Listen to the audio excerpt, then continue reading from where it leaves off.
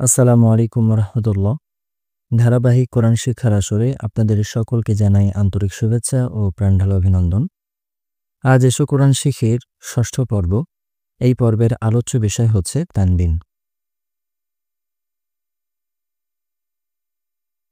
আরবিতে একটা শব্দ পড়ার ক্ষেত্রে হরকত যেমন গুরুত্বপূর্ণ, তানবিনও ঠিক ততটাই গুরুত্বপূর্ণ। তবে তানবিনের জায়গা শুধুমাত্র শব্দের শেষে। হরকত যেমন শব্দের শুরুতে, শব্দের শেষে এবং শব্দের মাঝখানে সবখানে আসে, তানবিন তা নয়। তানবিন শুধুমাত্র শব্দের শেষে আসতে পারে। কিন্তু শুধুমাত্র শব্দের শেষে আসলেও তানবিনের গুরুত্ব হরকতের চেয়ে বরং আরও বেশি বলা চলে। তার কারণ তানবিনের সাথেই তাজবিদের একটা বিশেষ জিনিসের সম্পর্ক আছে, যেটাকে বলা হয় গুন্না। আমরা মোটামুটি সকলেই জানি কোরআন পড়ার ক্ষেত্রে দুইটা মেজর বিষয় আছে। একটা হচ্ছে মদ, আর একটা হলো গুন্না। মদ মানে টেনে পড়া, গুন্না মানে হচ্ছে নাকের বাঁশিতে নিয়ে পড়া। তো এই নাকের বাঁশিতে নিয়ে পড়ার জন্য, গুন্না করে পড়ার জন্য তানবিনের আলাদা একটা অবস্থান আছে। তানবিনটাকে যদি আমরা ভালো করে চিনতে না পারি, সে অনুযায়ী যদি পড়তে না পারি, তাহলে যখন গুন্নাহের আলোচনা আসবে, টপিক আসবে, বা যেখানে গুন্না করার প্রয়োজন পড়বে, সেখানে আমরা বুঝবই না যে এখানে গুন্না করতে হবে। তাই আজকের পর্বটা আমরা খুব গুরুত্ব সহকারে প্র্যাকটিস করবো ইনশাআল্লাহ। প্রথমে আমরা তানবিন কাকে বলে সেটা জেনে নিই। দুই জবর, দুই জের এবং দুই পেশকে তানবিন বলে। আমরা হরকতের আলোচনায় পড়েছি এক জবর, এক জের এবং এক পেশকে হরকত বলা হয়। আর দুই জবর, দুই জের এবং দুই পেশ যদি হয় তাহলে সেটাকে তানবিন বলা হবে। মূলত হরকত এবং তানবিন এই দুইটার উচ্চারণও একদম সেম, শুধু পার্থক্য হচ্ছে তানবিনের ক্ষেত্রে লাস্টে একটা ন ধ্বনি উচ্চারিত হয়। যেমন বা জবর বা, বা দুই জবর বান। এই যে বার পর একটা ন ধ্বনি উচ্চারিত হলো, এটাকেই তানবিনের উচ্চারণ বলা হয়ে থাকে। তা আমরা যারা হরকতের উচ্চারণ অলরেডি পারি, বা এর আগের পর্বে আমরা হরকত নিয়ে আলোচনা করেছি, ওইখানে যারা আমরা শিখে এসেছি, তাদের জন্য তানবিনটা খুবই সহজ। তো এখানে আমরা দেখতে পাচ্ছি আলিফ থেকে ইয়া পর্যন্ত দুই জবর দিয়ে প্র্যাকটিস করা হচ্ছে। তারপরে এখান থেকে এই পর্যন্ত দুই জেড দিয়ে, অপর পৃষ্ঠায় দুই পেজ দিয়ে। এই ৩ পৃষ্ঠা মূলত তানবিন প্র্যাকটিসের জন্য। তো আমাদের দায়িত্ব হচ্ছে যে এই ৩টা পেজ এত ভালো করে আত্মস্থ করা যেন আমাদের বোঝা না লাগে বা মনে না করা লাগে। বলার সাথে সাথে বা দুই জবর এতটুকু শোনার সাথে সাথেই যেন আমাদের মুখে বান এই কথাটা চলে আসে। এমনভাবে আমাদের প্র্যাকটিস করতে হবে। কিছু বিষয় আছে যেগুলো শুধু বোঝায় যথেষ্ট না, বরং প্র্যাকটিসের দাবি রাখে। যেমন গণিতের ক্ষেত্রে যদি উদাহরণ দেই, নামতা। নামতাটা যারা যোগ পারে তারাই নামতা লিখতে পারবে, কিন্তু নামতাটা লেখাটাই শুধু যথেষ্ট না, বরং এটাকে এমনভাবে প্র্যাকটিস করতে হয় যেন মুখের ডগায় চলে আসে। তানবিনের বিষয়টা হচ্ছে তাই, এটা বোঝার বিষয় না, বা এটার মূল বিষয়টাই হচ্ছে মুখের ডগায় চলে আসা, একেবারে ঠোঁটস্থ করে ফেলা, ঠোঁটে চলে আসা, জিহ্বায় চলে আসা। তো প্রথমে আমরা দুই জবর দিয়ে আলিফ থেকে এ পর্যন্ত একবার প্র্যাকটিস করে নিই। হামজা দুই জবর আন, বা দুই জবর বান। এখানে বার সাথে একটা আলিফ যুক্ত করা হয়েছে। এর একটা ব্যাকরণিক কায়দা আছে। কায়দাটা হলো, যখনই কোনো হরফে দুই জবর যুক্ত হয় তখন সেখানে একটা আলিফ অ্যাড করা হয়ে থাকে, শুধুমাত্র দুইটা হরফ বাদে। একটা হচ্ছে স্বয়ং আলিফ, আলিফে দুই জবর যদি যুক্ত হয় তখন সেখানে আরেকটা আলিফ অ্যাড করা হয় না। আরেকটা হচ্ছে গোলতা। প্রথম হরফে বা হরফ পরিচিতির অধ্যায়ে আমরা এটা নিয়ে আলোচনা করেছি, যারা জানেন একবার দেখে নিতে পারি। তো মূল কথা হলো যে দুই জবর থাকলে সেখানে আহ একটা আলিফ যোগ করা হবে, এবং এই আলিফকে কেন্দ্র করে আবার একটা তাজবিদের কায়দাও আছে, মদের একটা কায়দা আছে, সেটা আমরা সামনে যে পড়বো ইনশাল্লাহ।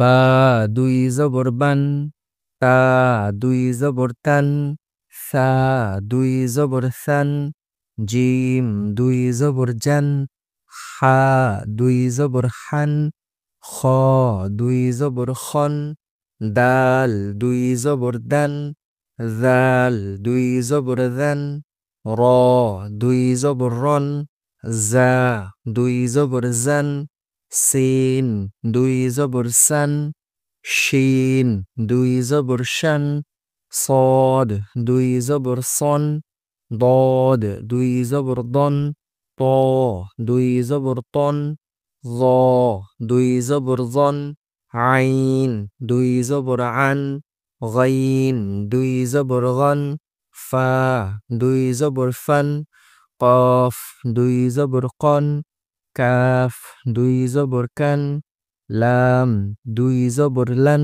এখানে লাম এবং আলিফ, এটা হচ্ছে আলিফ আর এটা হলো লাম। অনেকেই এই দুইটা চিনতে পারে না, এই জন্য একবার মেনশন করে দিলাম। মিম দুই জবর মান, নুন দুই জবর নান, ওয়াও দুই জবর ওয়ান, হা দুই জবর হান, হামজাহ দুই জবর আন, ইয়া দুই জবর ইয়ান। তো এইভাবে যখন আমরা ২-৩ বার ৪-৫ বার বা নিজেদের ক্যাপাসিটি অনুযায়ী, নিজেদের ব্রেন অনুযায়ী আমরা যতক্ষণ এটা আমাদের একেবারে মুখে চলে না আসবে ততক্ষণ পর্যন্ত আমরা এটা প্র্যাকটিস করতে থাকব। যখন এইভাবে আমাদের প্র্যাকটিস করা হয়ে যাবে, এরপর আমরা কিভাবে পড়ব? বানান ছাড়া। আন, বান, তান, সান, জান, হান, খন, দান, রান, রন, জান, সান, শান, সন, দন, তন, লন, আন, গন, ফান, কন, কান, লান, মান, নান, ওয়ান, হান, আন, ইয়ান। এইভাবে। তো যখন একবার বানান সহ একবার বানান ছাড়া উভয়ভাবে যখন আমাদের মুখে চলে আসবে, এরপর আমরা ২ জেরে আসব। হামজাহ ২ জের ইন, বা ২ জের বিন, তা ২ জের তিন, সা ২ জের সিন, জিম ২ জের জিন, হা ২ জের হিন, খ ২ জের খিন, দাল ২ জের দিন, জাল ২ জের দিন, র ২ জের রিন, জা ২ জের জিন, সিন ২ জের সিন, শিন ২ জের শিন, صاد ২ জের সিন, ضاد ২ জের দিন, ত ২ জের তিন, ভ ২ জের জিন, আইন ২ জের আইন, গাইন ২ জের গিন, ফা ২ জের ফিন, কফ ২ জের কিন, কাফ ২ জের কিন, লাম ২ জের লিন, মিম ২ জের মিন, নুন ২ জের নিন, ওয়াও ২ জের উইন, হা ২ জের হিন, হামজাহ ২ জের ইন, ইয়া ২ জের ইন।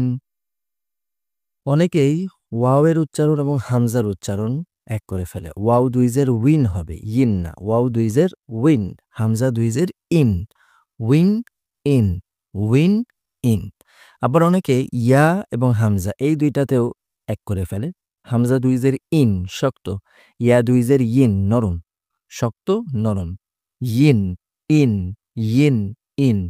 তো এইভাবে আমরা যখন এটা বানান করে ফেললাম, এরপর এটা আমাদের প্র্যাকটিস যখন হয়ে যাবে, আবার আমরা ২ জবরের মতো এখানেও বানান ছাড়া পড়ব। ইন, বিন, তিন, সিন, জিন, হিন, খিন, দিন, রিন, রিন, জিন, সিন, শিন, সিন, দিন, তিন, রিন, ইন, রিন, ফিন, কিন, কিন, লিন, মিন, নিন, উইন, হিন, ইন, ইন। এইভাবে আমরা বারবার প্র্যাকটিস করতে থাকব। এইভাবে যখন আমাদের ২ জবর হয়ে যাবে, ২ জের হয়ে যাবে, এরপর আমরা পরবর্তী পৃষ্ঠার ২ পেশে আসব।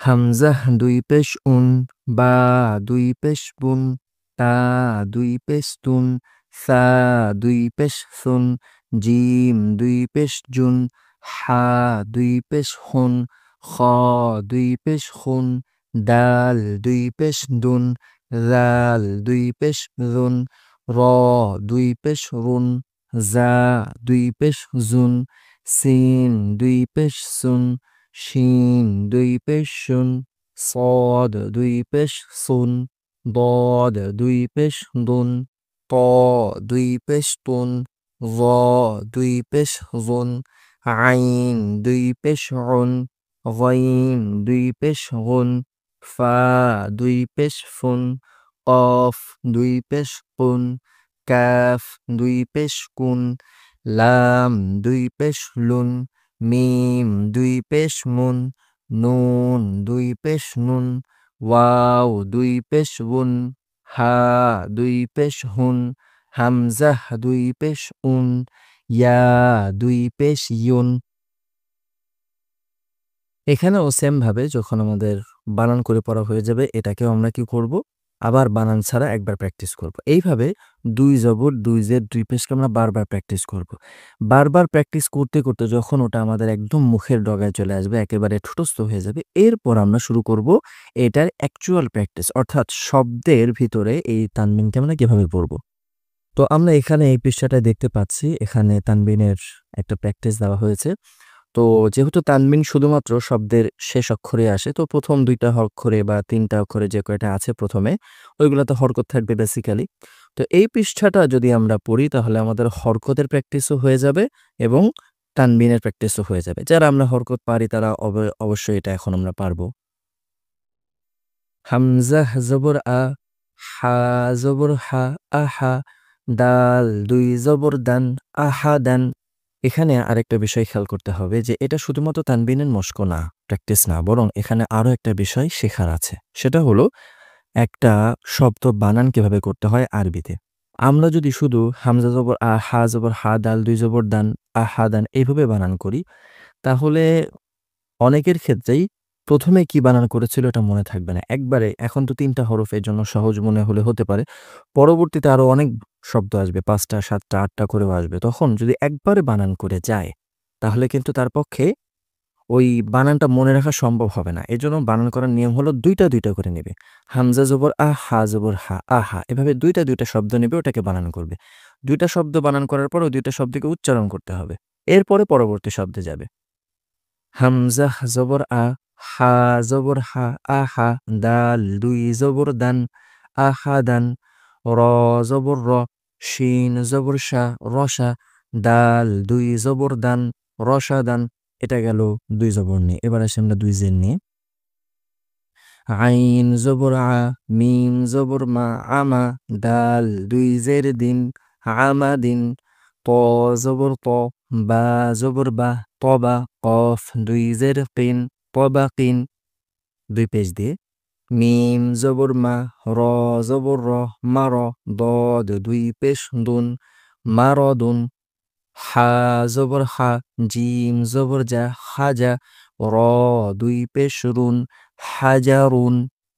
তো এইভাবে আমি তো ৬ টা শব্দ বানান করে দিলাম।